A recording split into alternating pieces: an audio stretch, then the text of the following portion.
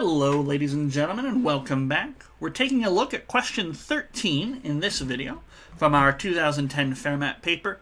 50 numbers have an average of 76. 40 of these numbers have an average of 80. The average of the other 10 numbers is... Okay, so what can we do here? Well, I don't know what these numbers are, but I don't actually need to know what their values are to figure out averages. How do we find averages? The average is just the sum of the numbers divided by the number of numbers, how many you actually have. So sum divided by number.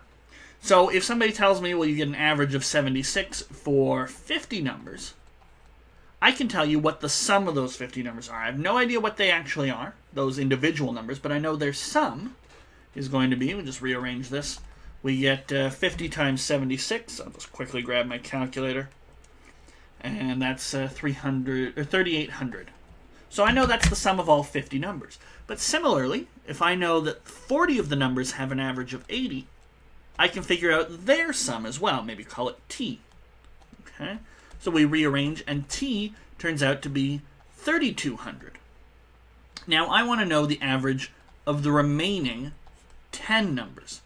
How can I figure out the sum of those remaining 10?